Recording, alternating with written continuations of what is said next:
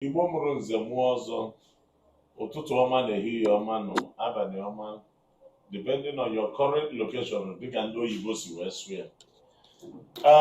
Anyị abịakwana ka anyị si abịa. Anyị nọ n'ọfịs nna anyị ukwu, the Adazie, one of Adaziani, the great Bobisco, the diplomat conglomerate. Nna anyị ukwu, biko kene ka ịgwa anyị afa gị ka anyị wee nwee ike wee gaa n'iru. Daalụ. Ihe anyị ji maka e wee bịa, anyị wabụ ndị ỤTỌNDỤ Media House, nke budo na aka aja aja na-ebute gịnị na-ebute ọnụ mmanụ mmanụ, maka na onye rụọ orie. Akwụkwọ nsọ si na ọ ga-esite n'ọba ahịa anyị n'ihe anyị na-eme were gosi anyị ma mee gịnị bulie anyị elu. Anyị wee sị ka anyị bịa n'ụbọchị nke taa na ihe na-emezi n'ala Igbo na ntọala na-eji wee mara ndị Igbo dịkwazị ka ọ na-efu efu, dịka na ihe eji mara anyị wabụ Igbo zuru ezu bụ ịgba gịnị, ịgba mbọ. Ejiri ogharaghara gburu egwu ọcha si gbute, ọchara acha si gbute, ejiri wee mara anyị na ife eji mara anyị bụ afọ kọbọ kọbọ, ịgụọ 1 ịgụọ 2, maka na Mike Ejeagha gụrụ egwu si na amụcha nwa apịcha nwa, apịchacha nwa ọdọsi ọdụ, ogbe igbo ogbesi igbo ọkwụ ọtọ, ọkwụcha ọtọ wee gbaba ọsọ. So anyị wee sị ka anyị bịakere taa, dịka anyị na-aga n'iru bifo anyị amalite ka ịgbakene anyị afa gị, gwa anyị onye bụ bifo anyị wee nwee ike wee gaa n'iru. Daalụ sa, ndewo. Ndewo. Mba anyị nọ Prince okwu Meleze. Nna anyị. Ụtaba. Nọ. Chinedu. Yes. Chinedu nwa. Nọ. Akụtikpa. Nọ. Daalụ rinne. Mụ bụ Chief Cyril Boss Bisco Okoye. Akụrie nne ka anyị ọcha. Eze anyị Adazie na Adaziani.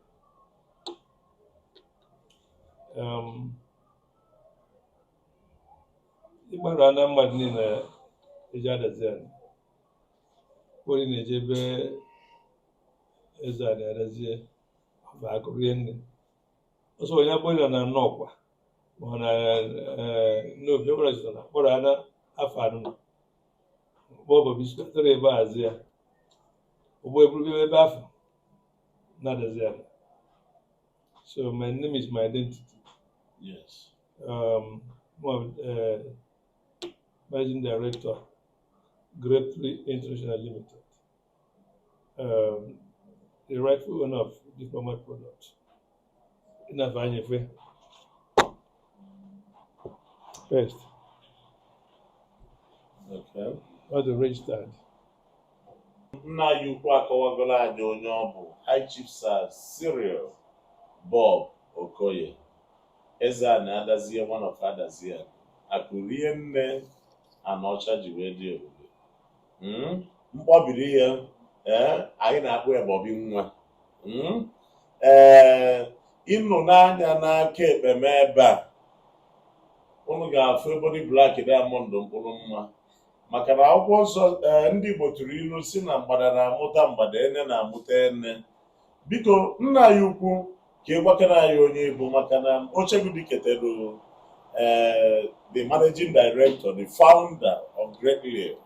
Biko kọwakere ndị ỤTỌNDỤ Media afa gị and onye bụ to eze a na-Adazie, one of Adaziani.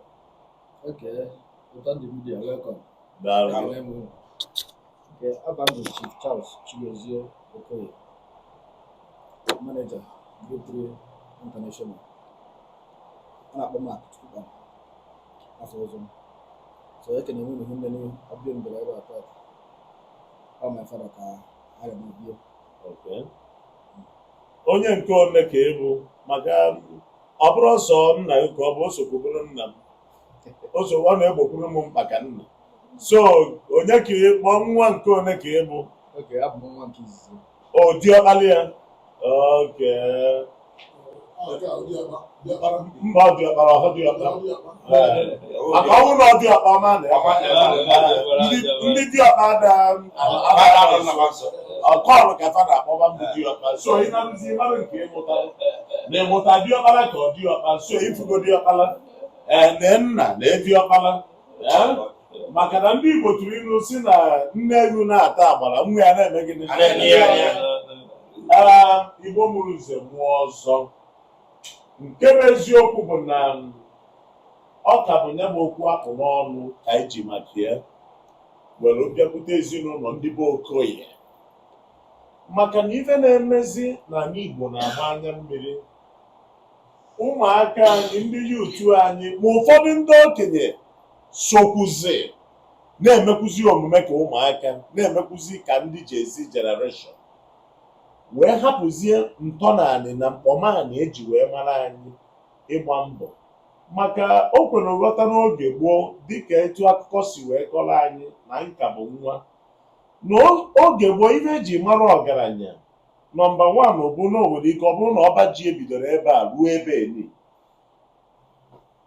and ife eji mara ọgaranya ọzọkwa n'oge gboo bụ ịlụ ụbara nwaanyị maka onye nwere nnukwu ọba ji maọbụ nnukwu ana maọbụ onye na ndị ọcha dị corona masters na-emeka ibe na-eje eje na-abata abata ịnọha na level ahụ ịma na ụbara nwaanyị maka na agụụ ga-egbu gị na ha so anyị wee sị mba na anyị ga-akpakwa n'isi maka na ozi ọma anyị na-agbasa abụrụ ebe ọ bụla anyị fụrụ anyị aba ụfọdụ na-achọ ka anyị bịa ka ọ bụrụ na ọ pụtara n'inyogo mba anyị na-ajụwu ajụwu were eri ọ bụrụ ebe ọ na-anyị fụrụ tipa ya kpọọ chọvel ife anyị na-agbasa ozi ọma bụ na ị nwere ego gwa anyị ka isi kpee ego ka ụmụaka na-eso anyị n'azụ na ndị anyị na-eso n'azụ ghọta na enwere shortcut to success dịka ndị oyibo si wee sụ ya ọ bụrụ na ị makwa na wee adịrọ pio eluwu na anyị nso na ndị anyị na-eje agbasara ozi na ndị anyị na-agba ọkụ n'ihu bụ ndị ego ha nwere foundation ndị gụrụ 1 gụọ 2 wee gụọ gịnị gụọ 3 ọ maka ya ka anyị ji wee bịa taa ka ụnụ nụ ka anyị marụnụ na o nwere dibịa tiberu m Adazie one of Adaziani o wee bụrụ Adazie ka a marụ na o nwere pastọ pịarie pijin ka anyị marụ na o nwere secret society ka anyị marụ na o nwere na ọgwụ ego dịka ụfọdụ si asị na enwere ọgwụ ego ka anyị mara etu o si wee bụrụ ihe ọ bụ taa wee mụta diplomat toothbrush mụtakwa diplomat toothpaste this is diplomat conglomerate unu ka ya eji anya unu wee gbara onwuru Krismas mgbe anyị rụrụ ebe nke ahụ nna anyị ukwu anyị abịa na-ekwe ma toothpick diplomat dental floss ogologo okwu adọrọ n'ụka mgbede na onye ọbụla tara afụ gụrụ 1 gụrụ 2 wee bụrụ ọgaranya ma echefu his humble and the little beginning ọ maka ya ka anyị ji wee bịa biko ka ị gwakena anyị etu isi wee bụrụ ihe ịbụ taa maka na ama gbalụ ana ama ahụ gbalụ ka anyị ji maka ya wee bịa ka ịkọwata ha ka anyị gbadabaje efu nwa mgbe afọchara ka m gwara na afa dị ọbara ọgụgụ chara Jim ka ije kọwa ka anyị gbakere ebe si bute ego eji ahụ ụzọ ite iro ma ndị ọgọ ife dị ọya ụfọdụ si mba n'ime nke a agbagha aka na ọ dị ka onwekwere na nwere bịa ka ekwu anyị sị ka anyị bịa n'ama gbara ka ịkọwa dokọwara anyị nna anyị ka aja aja bụ ọnụ pụtara ọnụ mmanụ ada agba ibe tọọchị maka na ofu ife sọ m ụsọ bụ na aka aja aja mee gịnị na-ebute ọnụ mmanụ eburu na mmadụ onye nọ n'ụdị anyị nọ bata n'ime Afrịka nwee ọfịs na-akpagharị mgbe ọbụla freely n'ime ahịa ebe enwere this kind of population. Kedu ahịa anyị nọ n'ihe na kedu n'ime ahịa anyị nọ? Ga na-akpọ Idumota na-ewu Dosumu? Idumota ka anyị nọ n'ime ihe a. Okay, Dosumu. So if people of our age nọ n'ime abịa by this time. You need igbe a touch with ihe a na-eme. Maka na ọ bụrụ na ị bụrụ a good hustler, you can't have office in this place. Okay. About the here you won't have office in this place. Because then we thousands, millions of voices with different classes. Man, I naga freely here, Makana 90% knows how we started. They know how we started and what we are doing and who we are. Anyị bidoro n'oge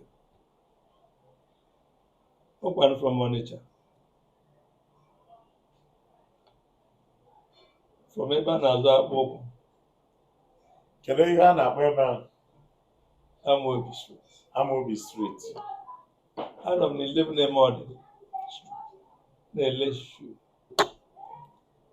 Kedu ka isi bido ile shoe anyị gbalụ bọyị ka ọ nna gị? Yeah. Ka ọ nna My senior brother, kedu afọ ya? late Innocent Okoye. Late Innocent Okoye. Yeah. Ka ị gbalụ He bọyị. died on December 2nd, 2024. Then we buried him on December 2nd last year. yes 2024. On, Okay. Innocent ka ị gbalụ bọyị. listen, I come. Okay. He was my senior brother, one of the last born in the family. Okay. Family of about 6 boys. Wow. Yes, we lost 2 during the war, during Nigeria-Biafra war. So we remained 4. And among the 8 children of my late father, I was the last. So, though na school, when I was in school, I so, late innocent, when I believe I can, so he wasn't sure. He was an importer because he was a good friend with Eleganza. About Eleganza Okoye. Okoye Thomas. Yes. Okay. They were all mates. Fanazo least wash before the war. So how about you also? When you're on Adazie. So after the war, 1970, 71, my brother came back to Lagos. I met Okoye. They were a good friend. I joined them without shoes. These shoes are the King's wear. Kingsway. Shoes. And the Leganza shoe, these big shoes. Yeah. So from there, my brother joined up in production, started in production again. So on that, after my school, because I couldn't further, because of the condition of that time, everybody is working to survive. Then, from 1970, 72, 73, 74, most of us dropped out from schools. Because those two guys who have no money. So I stayed with my brother for about 2 years. My brother said that I should go and start something doing. I think start something doing that now. Okay, you I said, I'm not going to be able to which no coffee divine, who live shoe. Not bad money. Never any shop. Baba saw a man above us. I cannot survive. Or the gauge, go to gauge. My brother boy said, nothing is him come more than vanity to my boy. Come on, leave.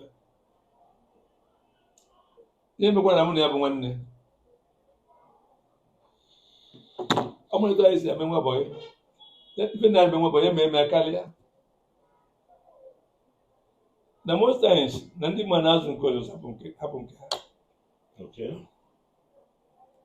Just like my never. And a Mazia. The case has one of a by the time we have a back up office, we have been in them, a prayer like a Jabin nature. ya na ụmụnne ndị ọzọ ịbata everything na ose. So when ụmụaka ibe husband n'ime afịa, despite who my brother who was there, and my brother until government ban no imported the shoes. Like you had my mother by Japan around them. Or the government ban no imported the shoes. Everything crashed. So when the case is here, see about. Other husband can name na Emori and Wall Street. Hawking shoes from there. The KG from there, no be there, see I'm back.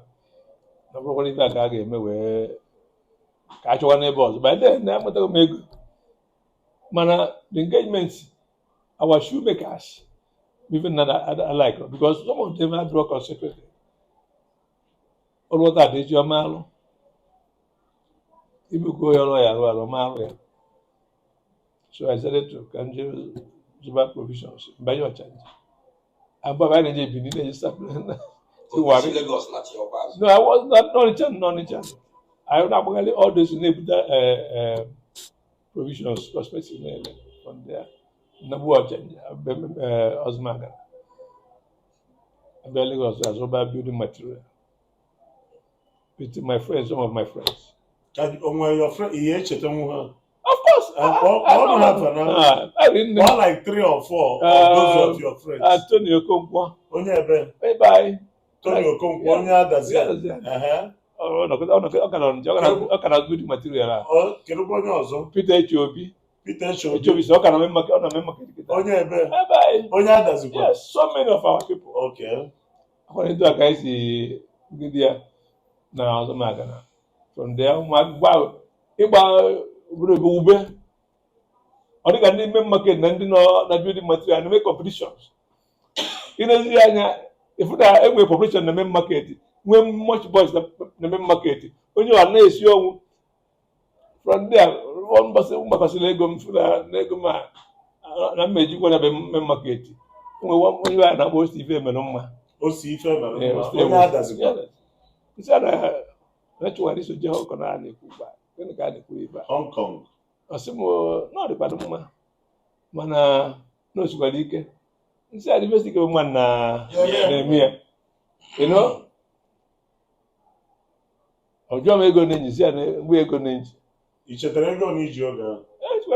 Ejikwa m ego mgba. Ego na? Agwara m $10,000. Na which year? That was 1986. 1986. 1986. Yeah. You saved $10,000. Of course. Okay. Through the boy borrow your brother, the hustling he went there from shoe. A web no importation of a web more into shoe. Yes. You see here by Adazie Cosmetics. In Anukuya, the process. Go ahead. So I've been the one. Now, I do my son to come one more SEO. Onye ebe kwa Sunday Okonkwo. Onye Munachi. Onye Munachi. Yeah. No Munachi na-ekwentị Sunday Okonkwo. SEO and our SEO. SU. No, we are struggling there. Now, Bamba. Mama Kibia, Oba. Nwaka ibi ọba. Yes. Sunday Makibia. Sunday nwaka ibi. So I know onye ọba. Until I load na Hong Kong. When I call Nubu. Onye ebe. Onye ọrụ ugbo Himiri. Onye ọrụ ugbo orimiri ọrụ ugbo. Late anyị now. ka ọnụ egwu late. So, ebu container anyị, size container anyị akwa full floor. Na which year ka ya na-eme? Ka ha meze ọnụ, ka bụ na 87. 1987 ka esizi container akwa ụnụ. Size, anyị bidokwa n'ime one, anyị bidokwa rie na agba, dan anyị na-eje na Hong Kong twice a month. Hong Kong, we fly everywhere. Sometimes I get Taiwan, print here. And even now in Asia, you don't go and stay in a room alone. I got 3, 4 boys in a room. When I calculate on the same map, It was they say, you know, and everybody. maka na ichenji ego maka ego ejiri nne ya na ego be anyị obu ibu so you can eat once a day despite the ego iji na-abalị I think there many of us what's our Hong Kong for the video Thailand. A lot of people join Thailand. About Thailand. Now which year give you the name of Thailand? 90, I'm going to 89, 90s. Okay. So we didn't go. Kugidia. Onye ọbụla adịgo matured for another verse from one business to other. For na akụkọ ụfọdụ a na-esi season onwe mgbe season ka nkụ ewere time season dị excessively a na-eme ọkụpụ ya market a lot of people fiam even ji possible nwe akwa mbratara ọkụgba market ba ọkụgba market that was 98 just 91 I think about I go anyị niile mmiri yes I be still of road n'abalị I be still of road n'evening na ọkụgba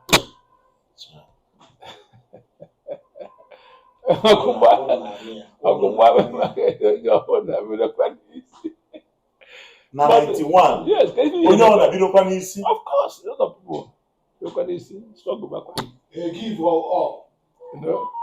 So it has been life has been like that and I'm not going to man na mmadụ etokụkọ na-eje wuti pandas ike egbu na mfa onye ebe Adazie akụbu efa okay so I have to and because ego emekọ onye weta onye weta eke ịmalụ nke werekwa that was how we were doing it until mgbagotakwa ego jezie ka m goro enwe one company ji ego their distributorship ndị na-arụ pick ax enwe m the connections jezie go the distributorship onye efe ụgwọ that was 1994 onye efe was $80,000 as of 94 ka ekwere the company $80,000 yes okay onye si na kwụnyere nyere ego ka ọ kwụnyere ebe onye abụọ dị ego ahụ gbafere ọsọ gbara onye abụọ Mbaise abụọ Enugu baba anyị ya nọ n'ọgbalụ okay onye ọgbara Emmanuel gbafere were ego ichetara aka Emmanuel onye Emmanuel okwu gbafere ọsọ onye abụọ n'ọgbaru gbafere ọsọ ọ kwụsịrị Emmanuel okwu Emmanuel ukwu onye abụ n'ọgbaru ka o nyere $80,000 o were gbafere ọsọ na 1994 ruo mata fụrọzi nwoke ukwu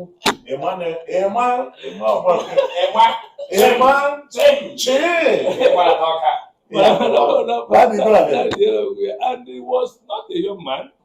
He was about for something years. Yes, and I was around 33 years. As of that 94, he needed $80,000. He be ebe 32, 34. Okay? You know, go ahead.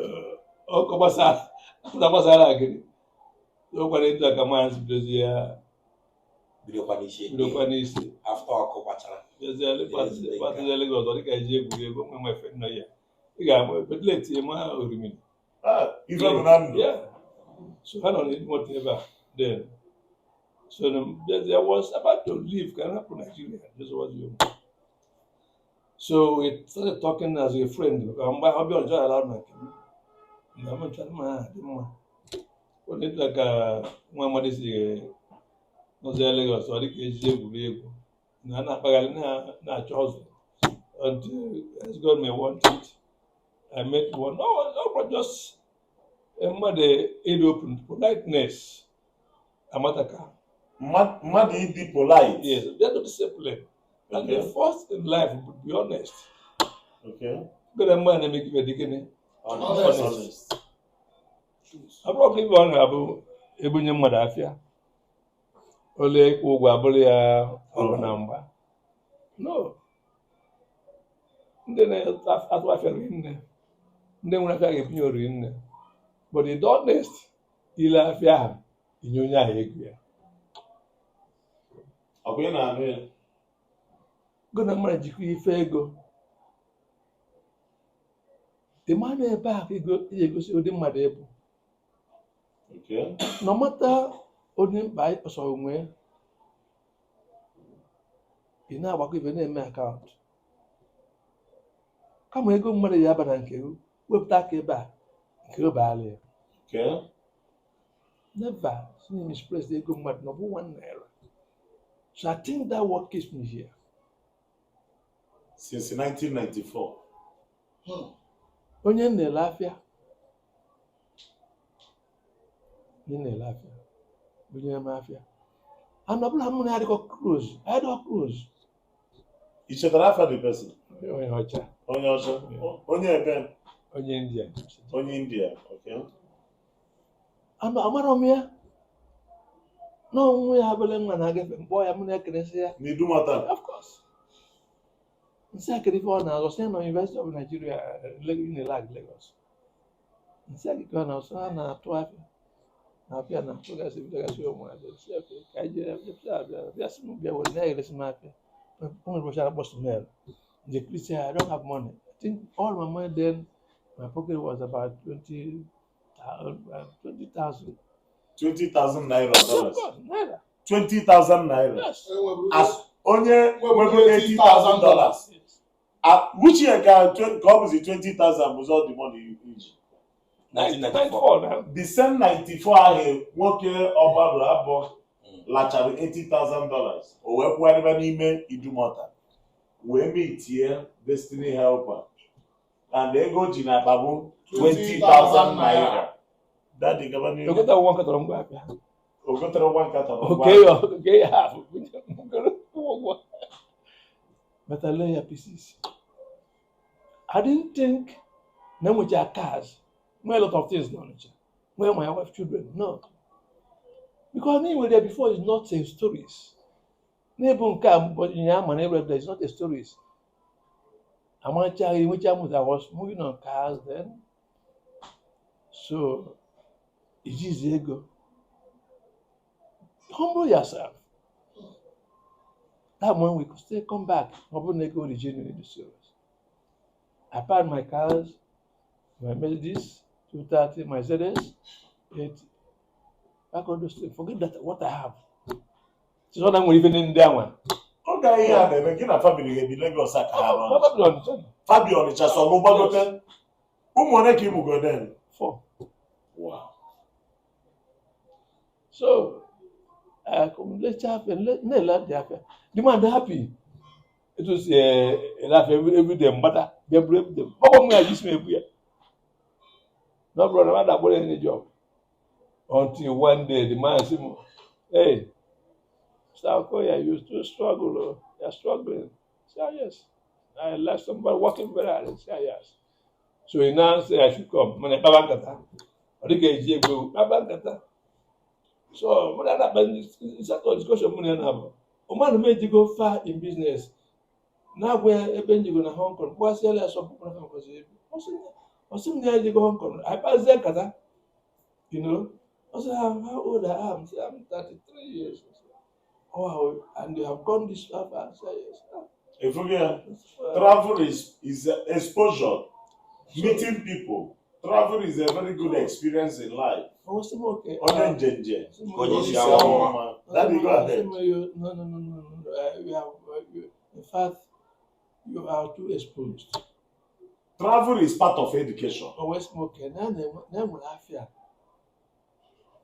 mana na-ebunye ndị mmadụ n'ime afịa mana ya da ama na ọ na-aga na ọ da aga Chai. ụfọdụ eburu eri ego ụfọdụ agbafere osi ya ga na-ebunye m afịa m hapụzi ebere ego ahụ m ji abịa the man wee si m ji gbata moto ka ebunye m afịa si ama eji ogwe mejikpo moto ka m dogo eze si egbu Ike pakwa dị. ebe abụghị nte nkata m Efugia, onye Jehova ga-emere ebere ka ọ eme gịnị? Ọ ga-emere ebere. Onye ọ ya agọzi ka ọ ya eme gịnị? Ọ ya agọzi. Go ahead. It was like David Saturday. And they said, no Monday. Jane, some day we may grab, UBA bank. The same 95. Okay, 95 is it? Okay.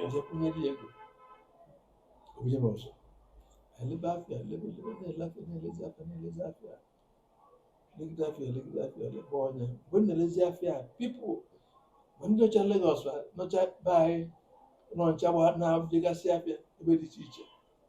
Give you off me back, yes, me back, and also, yes. For the Baga, it's covered Dubai, Dubai, the rock, the manager Dubai. We have the brochure, we tell them, you know. Well, the forest brother, you could have the brochure, but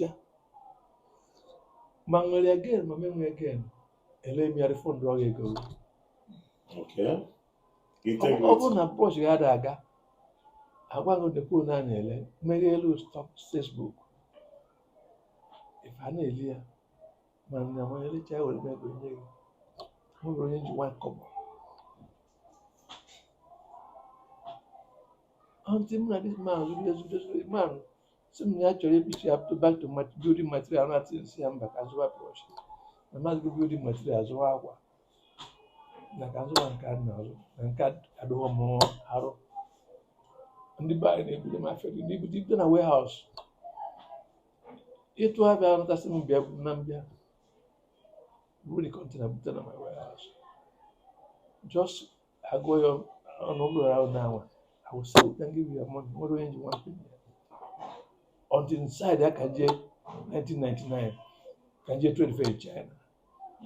When I went to 25 in China, it's going to be a company. My capital, you go working. Oh, not as much as that. I don't buy it. Not there. Thanks God. Patient. Because they are 99, they are 25 in China to have me years here. 26 years. So, First trade fair, all got up in 1999. So, patient. Even now, MAKA buy. Patient. MAKA buy. Patient. They never consider what you have achieved since then till now. If not miles. Now, if you can achieve one day, because I made good names. Eziafa. No. All my children have good results to do anything, to be working for somebody. But I'm not really sure how Adazie a cousin Gijaga now manage you because the name already there. You have paid the price. Took on of him. It was one Maggie. Apple came on an house. I has the mad nurse work. I will workers. I think about something workers. For management of diplomats. More than For something workers. So, even I want to buy, no, only in Disney. Azugbo. And when you try and a father has own wife, that's why if I gave him a blog, you follow them up. Buy an car. Most of them have gone. They were nowhere to be found. From a good family. A place of no car, I was a woman to have my mother to be like a way from me. And it's in my naga. It's not penny. Better than hot pounds. So I could get only Nikan and a Nika. I wouldn't it. In a mere cover if you can. Because again, you didn't start today to be popular. Let me start for you. I brought you on that buggy. I brought you on the organizer. So we are laughing at you. Yes.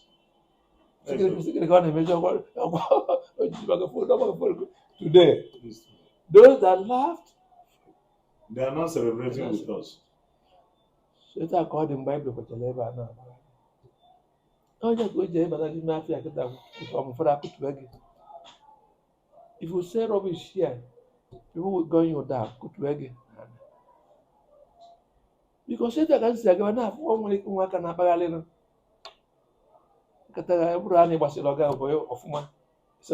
Come here, we have established you. You know that? N'ime ahịa na dosumua. If you talk against me, they kill you here immediately. Na ọ bụrụ na ị gbachara ọga gị bọị, ọ bụrụ na ọga gị setụrụ ọgụ megbuo ogu, na gị ịbịakwute Adazie na ọ ga-establish you. Zubanụ mmadụ. Cost nothing.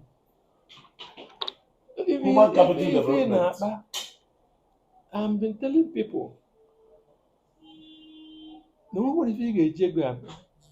Okay, bye. When I had them, Chinechendo, Chico. Only if I'm going to buy. Adazie. I assume no man.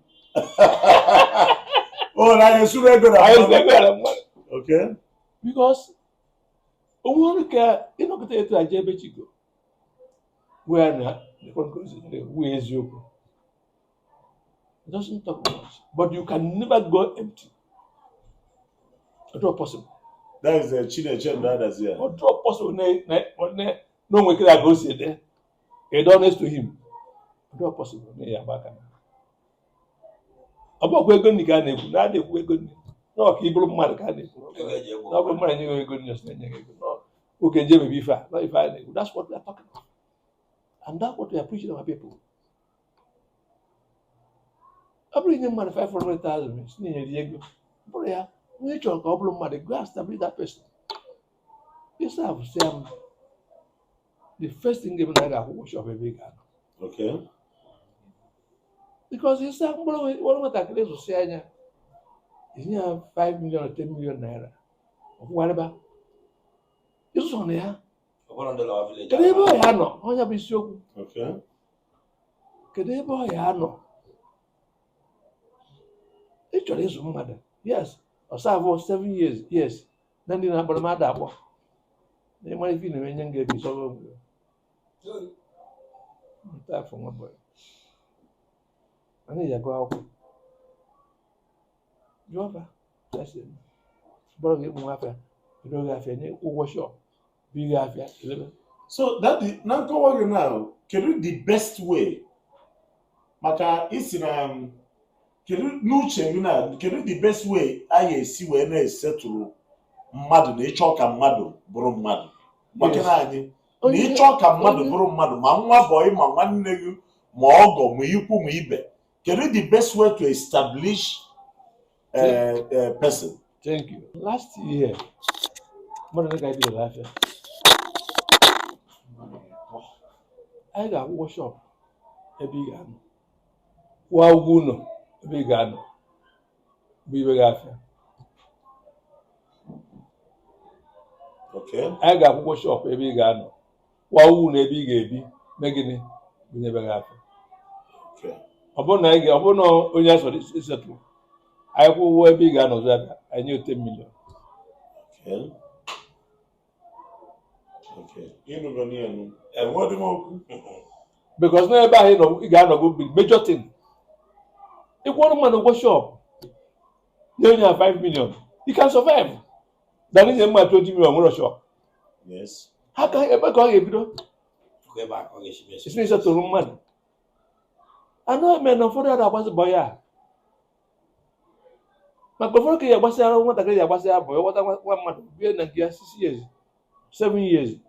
So to say ya because na na Child. Obia Israel. So ka na-ekwu na ụmụ na ezu ka na-akpọ ndị ọga nwee na obi mmadụ. Nwee na obi mmadụ n'ọkwa na ụmụaka anụ nwa na-agbara anyị bọyị emecha bụrụ mmadụ. Ịchọ ka mmadụ bụrụ mma gbachara bọyị. Chọta ebe ọhịa anọ zụ n'ebe afịa.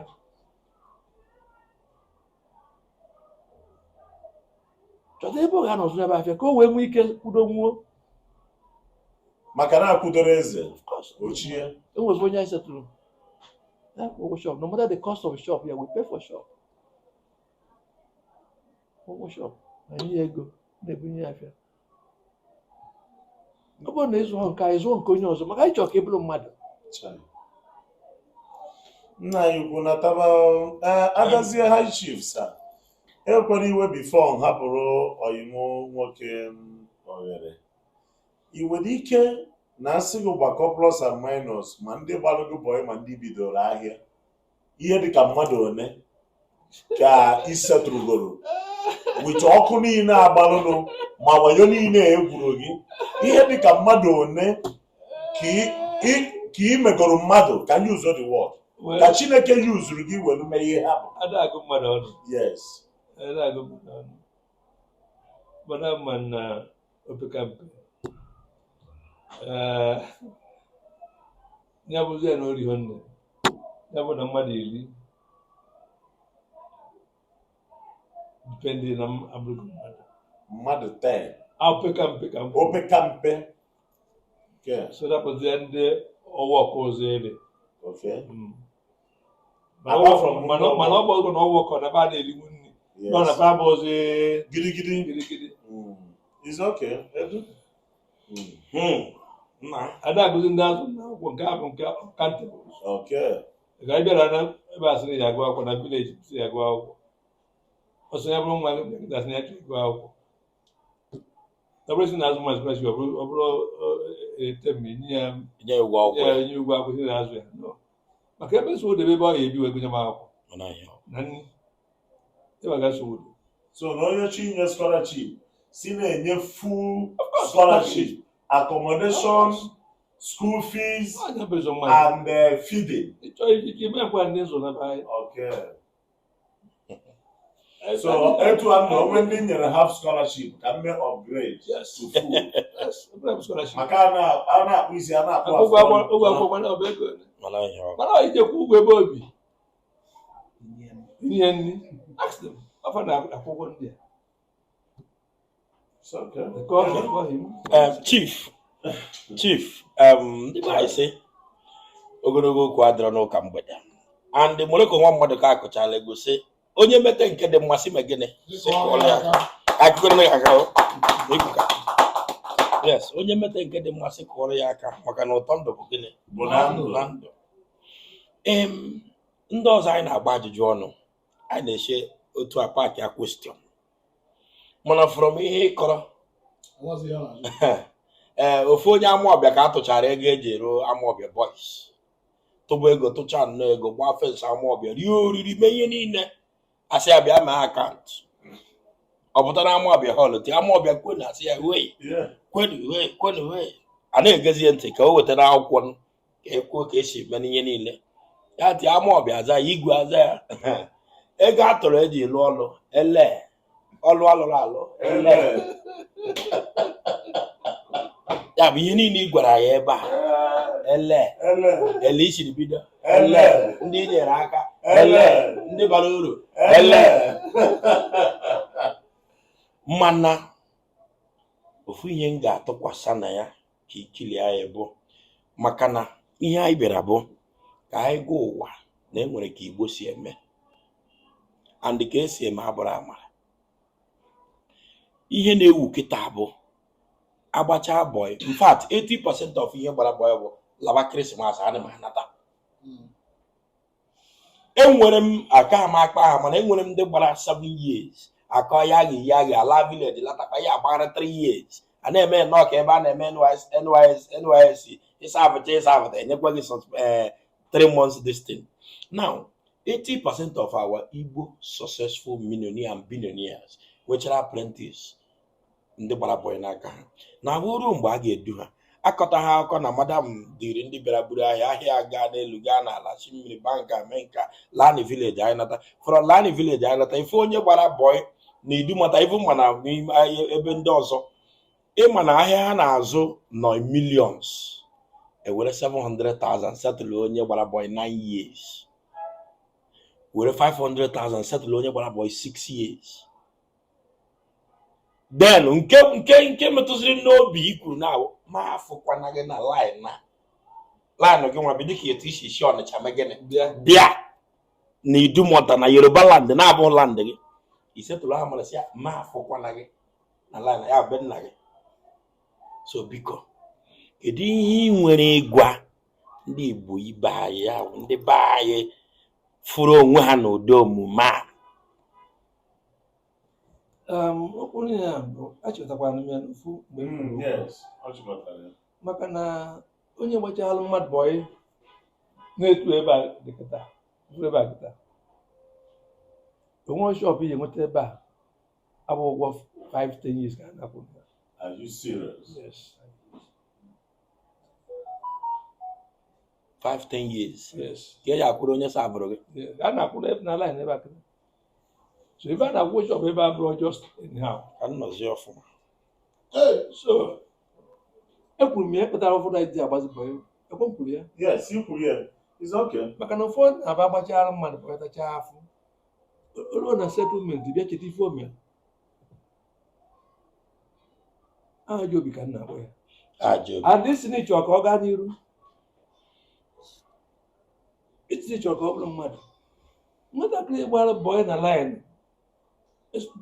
just take for example ka m weletu anọ kịta I import 80% of our 100% of our na-ebute bụ importation.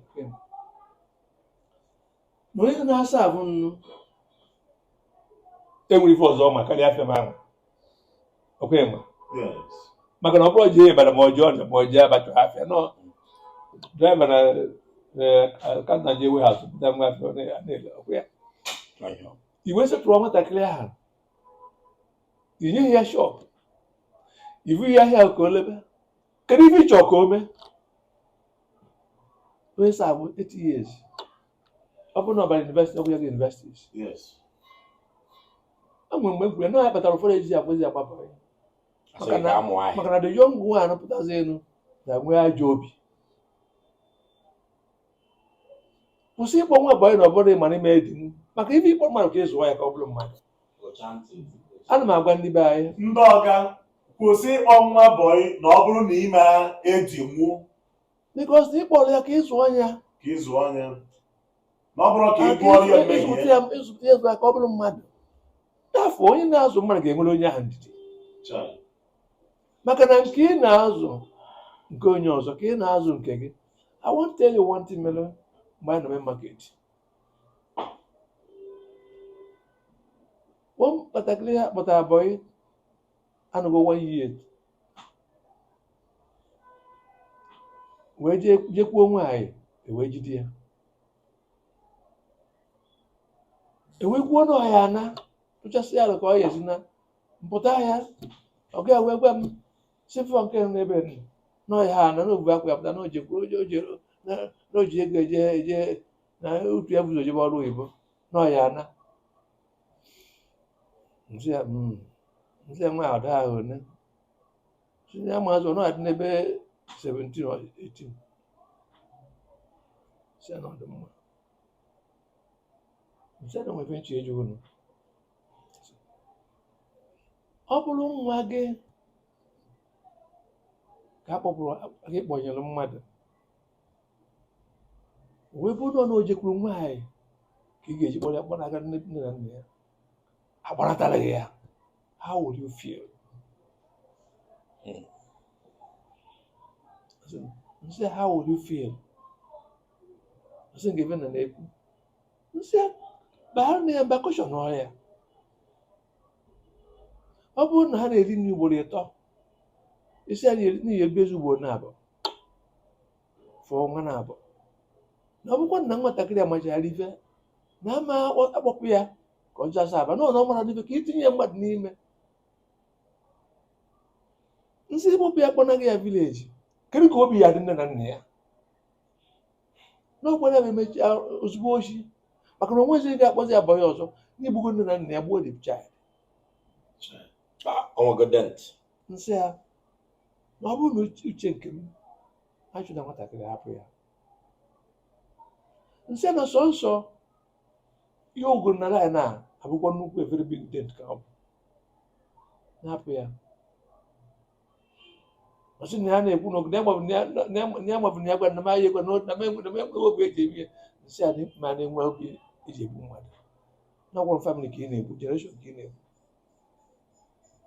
chọta shọpụ n'ime ahịa attachment bidoro ya afịa ọnụgwụgwọ ihe n'ọya kwa ife a na-eme ka ị na-achịkwa ya ọsị na ọkwụ ya nsị ya esi ọ dịka eji egwu ovuna ọkpọna gazi boy ndị mma na-aba nwefere ararị nwaanyị asị na soro esi abụbiko safụ na ya mgbe o rifuru ego. But the man saw sense in what I told him. Nwa ebe nweta half quarter shop were ego nye nwatakịrị ya ma ọsịsị mont tụwa ihe mee nwe akaụntụ ọzụta tara ego eji bido ya ahịa nwa na-akpọ ọkpọnaga over 2 years nwa a na-egosi a na-erube di man mbọsị nwoke meziri akaụntụ si na ego nwatakịrị zụta were ego jegoro ya na mkpọ nwatakịrị ya na west ife na-agwa ndị be fa na-enwere ndị be anyị ndidi a na-enwe ndidi chụọ ya onye efe n'elu ọkwara chụọ so bute ife anyị na-ekịta ha n'igbo anyị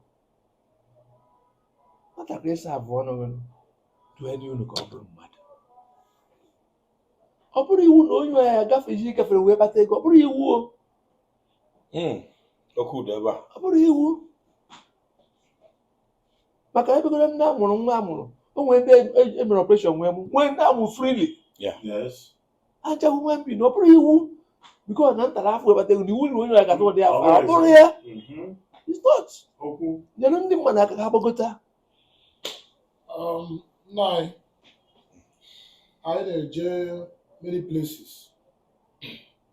mana nke anyị bịara taa anyị enweghị ogologo okwu anyị ụkọ ihe niile because na almost ihe anyị chọrọ ịjụ ịzachazi ha ncha na-ajụghị ajụ ọnya na nwata ọbụla ya ama akwụkwọ ka ya ama akwụkwọ nweghị ha ya eme. Nna anyị biko ụnụ anụghị ihe o kwuru asa na elda ezigbo elda maka o nwere ihe a na-akpọ ezigbo nna nwere na-akpọ ezigbo okenye nwee ndị akpọ okenye arụrụ ala ahụ ka anyị na-achọ ka ha na-anụ ihe ị na-ekwu maka okenye ka ịwụ ha were ntị ha na-anụzi ihe ị na-ekwu den ndị nke na-akpọrọ mmadụ bụ akpọrọcha anyị esetara na-akọ ogologo akọ anyị na-ebere ivu ụnụ anyị si n'ọnụ kịta mata many things na-emenụ ihe anyị chọrọ ka anyị gwa gị owu jide ka iji sọsọ fie ka ihe emere anyị ka anyị kpokọba ekpere ị na-ekpere ndị ụtọ ndụ midia haus a bịara ebe a tata n'ozi ọma anyị na-agbasa biko ekpere ị na-ekpere anyị n'ozi ọma anyị na-agbasa maka na ozi ọma ya aga very far and otu anyị zọrọ ụkwụ ebe a anyị ma na ọ ya agazi karịa otu anyị tụrụ anya. Mekele m nri nne ofufe ka ntụwara nyekwa na mgbasa ozi ya ndị na-akpọ ndị na-arụ ọrụ mmakaba anyị ka a na-akpọ n'ọrụ si nwe obi mmadụ ndị Igbo anyị nwe obi mmadụ ụmụaka anyị a na-akpọ n'ọrụ iwefu na ụlọ anya iwefu na ọfisi anyị fụgasịa staafụ anyị niile ofu ahịa ahụ anyị na-eji egori nri anyị na-eri ka ndị a na-ejikwa na-egori nri a na-eri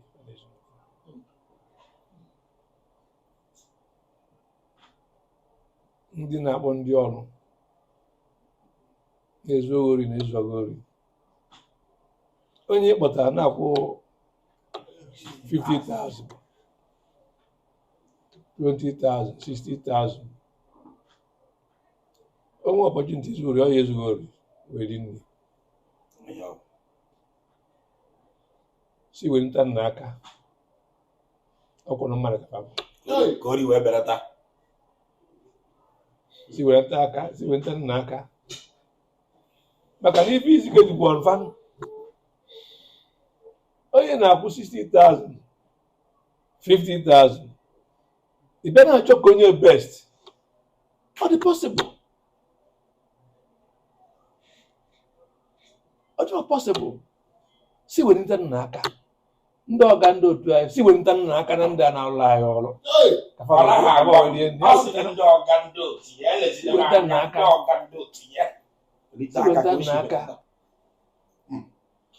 n'aka maka na onye ọbụla na-agba mbọ na-agbatakwa n'ife ọya eri ụmụaka na-agba moto oje na ụna ịgbakọzi ego fe gbara na moto efu na nke ọ bụrụ nwaanyị nọ n'ime afọ gbagakwara na eme erinwu nri and they want to serve you very well. Nwabụ ya na nke gị ị ka na-enye ya 100 naira 200 naira 500 naira ọ ya erikwa nri o. How do you want him to have sense of reasoning? At the end of the day, akọ ya na-akọ ọkwọrọ nri ka a na-eri wee dị ndụpụrụ mmadụ and na mmadụ amaeji onye na-azụ afịa na-agba mba ameji oriri nri gara ịkpatazi ego ọ ga na-enye ụmụaka ego na ha bụ mmadụ maka ego ya egwu ụmụaka ha arịkwa na wee kpata anya bụ ego ọbụkwa na ego dị na-agwụ ego mmadụ si wetara ụmụaka ego si wetara ụmụaka aka nwa obere ego nri na-agwụ ego ọgaranya si wetara ụmụaka aka kafa wee bụrụ mmadụ. Na nchịkọta okwu anyị nwere ozi ajụjụ na okwu kwuru onwe ya in the sense that na ihe anyị chọrọ ịjụ iji aka gị jụọ ya onwe gị saa ya onwe gị daalụ ị ga-adị ka echi na echi ya da abụọ abụọ. Adazie one of Adaziani nna anyị biko kere Grape group of companies gịnị na gịnị maka ama na conglomerates gịnị na gịnị ka unu nọ into before anyị wee mee the last batch biko. Well, if we're not all right, Okay. I know into land business. Okay. I need land. I need to buy lands. I know into production. I'm not going to factory by now stores. Anyị eje ngosi nka mfụ n'anya na We go and see it. One day in West State, I take care of it. okay. I had one from Muzo. I can see there. I had a rock over everywhere. All right. Okay. And I know went to betting. Betting. Western Lotto. Western Lotto. Yes. Okay. I have their supermaster agents. Okay. Wow. Even I made you Under greatly. under Grape 3. Great Yes, trade. yes. Toothbrush a dị ebe a nna anyị ha ncha niile bụ diplomat o nwere nke na-arụ iche iche. Like this. Okay. Car. Diplomat. This car with smokers in there. Kenken smokers. Okay. Then, ndị na-esi ife osise Okay. yeah. Enwere nke ụmụaka enwere. Okay. Teddy. Okay. Our best. Okay. Kedu nke dị ka mkpọ machizi ya dị n'elu ya? Car. Eh, Flux. We have the best flux. Okay. In my hand, we just yes, you have this. Bro, it give you what you want. They're not treated. Okay. Yeah. All the treated, eh? Yes. rapụla na-ata anụ Nna anyị ukwu si na ha nọkwa into production. Nsogbu adịrọ.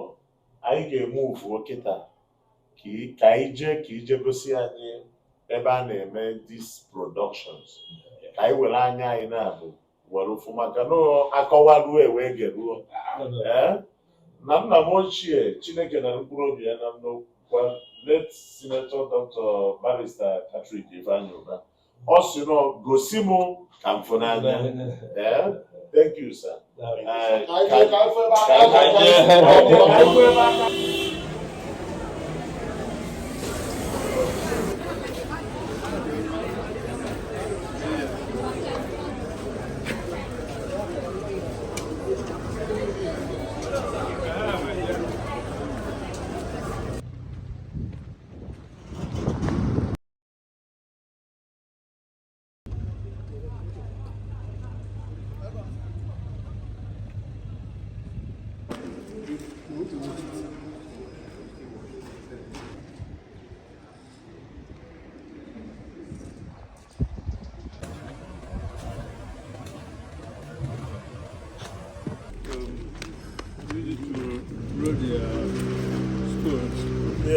protocol is very cool.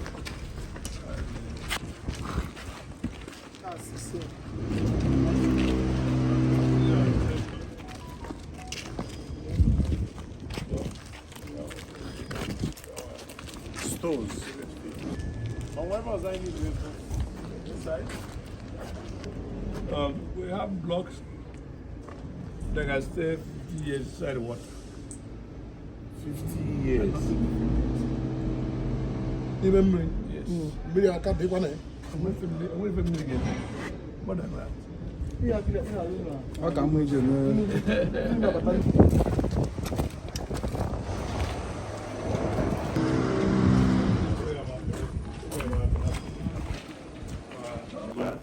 Ladies and gentlemen, Igbo ndị ọma na-ege ntị, anyị abịago to the end of this great episode with High Chief Sir Cyril Bob Okoye, Akurienne Anocha, Ezani Adazie, one of Adaziani, the great Bobisco, Mobi Nwa, nna anyị wee na-asị na ọdịgo mma dịrị wee gara maka na na-ebute ọnụ mmanụ maka na ụtọ ndụ bụ na ndụ onye rụọ orie. The great Grape Tree group of companies